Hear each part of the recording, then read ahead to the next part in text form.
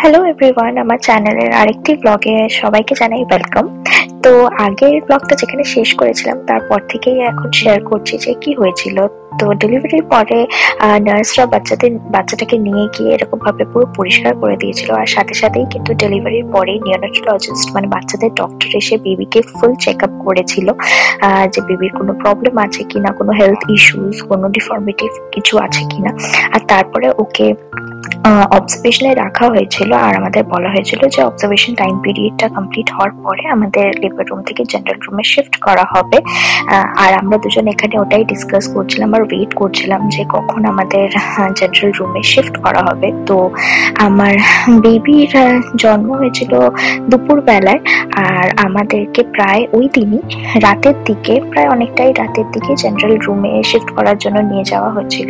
তো এখানে নার্সরাই আমাদের শিফট করার জন্য নিয়ে যাচ্ছিল। আর ডেলিভারি রুম ফার্স্ট ফ্লোরে ছিল হসপিটালের, আর জেনারেল রুম কিন্তু অনেক টপ ফ্লোরে ছিল। তো এখানে নার্সরা আমাদেরকে জেনারেল রুমে শিফট করার জন্য নিয়ে যাচ্ছিল। 22 তারিখে রাতেই আমাদের জেনারেল রুমে শিফট করে দেওয়া হয়েছিল। Yeah, finally I could stretch my legs.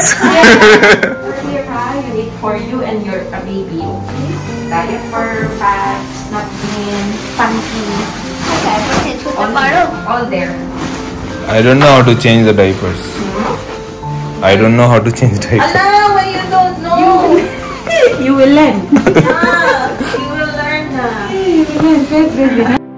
এখানে নার্সরা আমাদের বলছিল যেখানে তোমাদের যা যা লাগবে সবই আছে, আর আমরা বলছিলাম যে আমরা কিছু জানি না। তো ওরা বললো যে তোমরা আস্তে আস্তে সব শিখে যাবে। কে রে ওটা? ওটা কে ছিল? না তো, না মাম নয়, মাম নয়। আগে ছিল না তো, আগে ছিল না তো।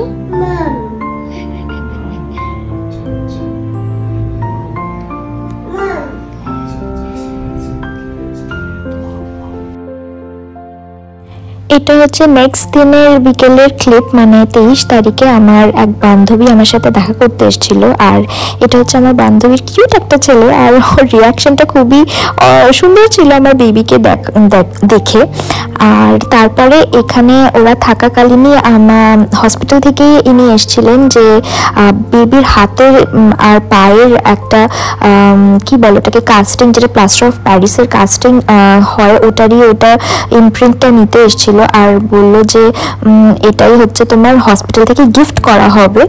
তো এটা খুব নতুনত্ব লেগেছিল আমার কাছে যে হসপিটাল থেকেই বেবির হাতে পায়ের যে একটা ছাপ সেটা আমাদেরকে গিফট করা হবে। তো ওরা এসে হাতে আর পায়ের এরকম ভাবে বাচ্চার ছাপ নিয়ে গেছিল এবং আমাদেরকে বলেছিল যে 1 সপ্তাহ পরে হসপিটালে এসে আর ওটা রেডি হয়ে যাবে ফ্রেমটা, আর ওটা নিয়ে যেতে হসপিটাল থেকে।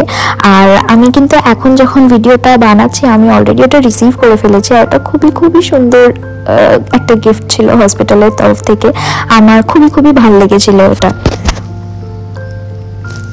তারপরে ওই দিন রাতটা এরম ভাবে বেবির সাথে আমার ফার্স্ট নাইট। আমি জানিও না আমি কি করেছিলাম কি না, কারণ আমার মা কিন্তু তখনও এসে পৌঁছায়নি। মায়ের আসার কথা ছিল, যেহেতু আমার ডেলিভারি অনেক আগে হয়ে গেছিলো, তো মা তখন পৌঁছায়নি। তো এরমভাবেই কেটে গেছিলো ফার্স্ট রাতটা বেবির সাথে, কিছুটা নার্ভাসনেসে, কিছুটা এক্সাইটমেন্টে, যতটা পেরেছি করেছি। আর ফার্স্ট টাইমই হয়, এটা একটা এক্সপিরিয়েন্স লাইফ টাইমের। তারপরে এটা হচ্ছে নেক্সট ডে মর্নিং এর ক্লিপ, যেদিন আমার ডিসচার্জ হয়েছিল হসপিটাল থেকে।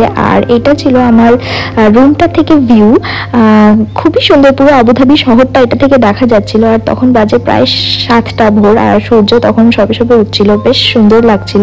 আমার কিন্তু দুটো রুমেই ভিউ খুব সুন্দর ছিল, তো ওই দিক থেকে আমি কিন্তু লাকি। ইউজুয়ালি হসপিটাল রুমে কিন্তু ভিউ এত সুন্দর দেখা যায় না। আর চলো তোমাদের দেখাই আমার ছোট্ট পুচকি মেয়েটা কি করছে। মাত্র তখন ওর বয়স 1 দিন, আর এই যে এত ছোট্ট হয়েছিল যে ঠিকভাবে ওকে দেখাও যাচ্ছিল না। এখানে আমি ওকে র্যাপ করে শুয়ে দিয়েছিলাম। আর আমার মা সেদিনকে ল্যান্ড করছিল, তো আমার হাজব্যান্ড গেছিল মাকে এয়ারপোর্টে পিক করতে। আর এই যে যেটা দেখছো এটা প্র্যামটা, আর এই যে ব্যাগটা, এটা হসপিটাল থেকে আমাকে বাচ্চার জন্য কিছু গিফটস দিয়েছিল। তো এগুলো এখন এখানেই রাখা আছে, পরে কোনোদিন তোমাদের ভিডিও করে ভালো করে দেখাবো যে কি কি দিয়েছিল। আর সাথে কিন্তু আমাকে সকালবেলা ব্রেকফাস্টও দিয়ে গেছিলো। আর এই হসপিটালটার একটা জিনিস আমার ভালো লেগেছে, এরা কিন্তু আমাকে জিজ্ঞেস করে আমার থেকে মেনু দিয়ে আমার থেকে জিজ্ঞেস করে নিয়ে গেছিলো যে আমি কি খেতে চাই। তো এখানে ব্রেকফাস্টে যা কিছু দেখতে পাচ্ছ এগুলো কিন্তু আমি নিজে আমার জন্য চুজ করে নিয়েছিলাম যে আমি কোনটা সকালবেলা খেতে চাই, সেই হিসাবেই ওরা আমাকে দিয়ে গেছিলো। To reduce the jaundice. Normally all baby develop jaundice. We check the baby jaundice, there is jaundice. But likely to go further. If the feeding is not that good, sunlight is not getting exposed, then probably it will increase. তারপরে সকাল 9টা নাগাদ doctor এসেছিল বেবিকে check করতে যে ঠিকঠাক আছে কিনা। তখন ডক্টর এসে আমাদের বলছিল যে সব বাচ্চা জন্ডিস নিয়ে জন্মায়, আর আমার বেবিরও অল্প আছে, তার জন্য কি করতে হবে, মানে রোদে রাখতে বলেছিল 1 ঘন্টা করে, মানে ডাইরেক্ট রোদে না, রোদের আভায়। আর বাকি কি করতে হবে সবই আমাদের ডক্টর এসে ওই দিন বুঝিয়ে দিয়ে গেছিল। তো যতদিনই আমি হসপিটালে ছিলাম ততদিন কিন্তু প্রত্যেক দিনই ডক্টর এসে চেক করে যেত।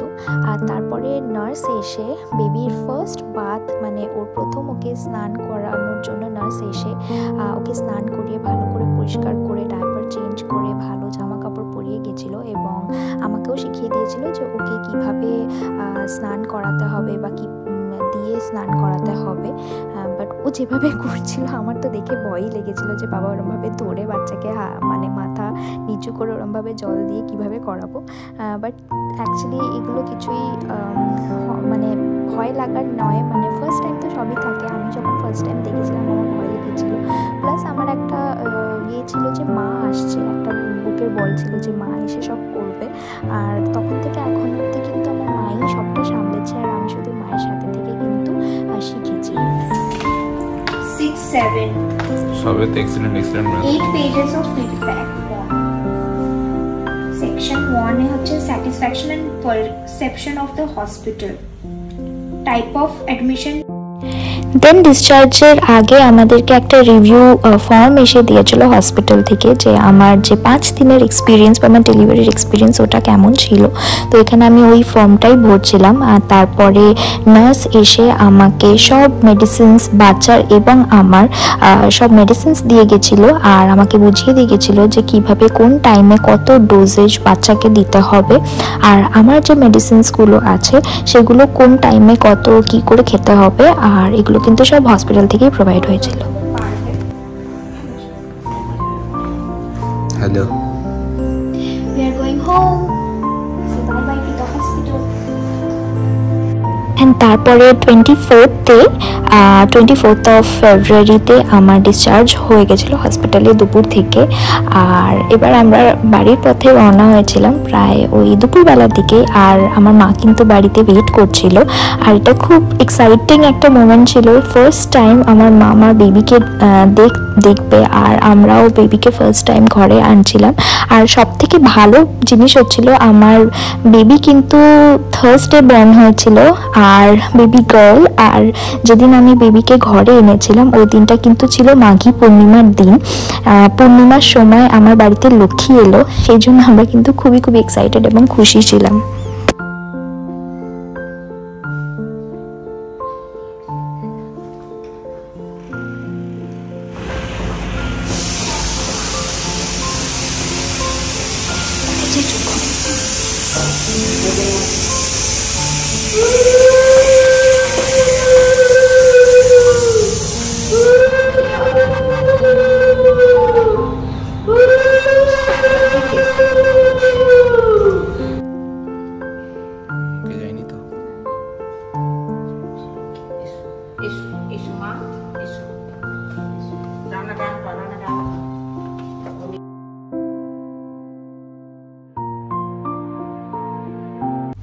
ফাইনালি এই দিন 9 মাসের ওয়েট কমপ্লিট হয়ে আমি আমার মেয়েকে নিয়ে ফাইনালি ঘরে এসেছিলাম। আর খুবই আমাদের জন্য একটা স্পেশাল দিন, একটা মেমোরেবল দিন, যেটার মেমোরিটা আমি এখানে বন্দি করে রাখছি এবং তোমাদের সকলের সাথে শেয়ার করছি। এটা যে কি ফিলিং, এটা কিন্তু যার মানে যে ফিল করেনি তাকে বলে বোঝানো যাবে না। অ্যাকচুয়ালি মায়েরা যে সবসময় বলতো যে মা হওয়ার যে ফিলিংটা, ওটা আমি এখন বুঝতে পারছি। আর পরবর্তী ফিউচারে আশা করছি আরও অনেক ফিলিং, আরও অনেক এক্সপিরিয়েন্স তোমাদের সাথে শেয়ার করতে পারবো। তো সবাই তোমরা পাশে থেকো।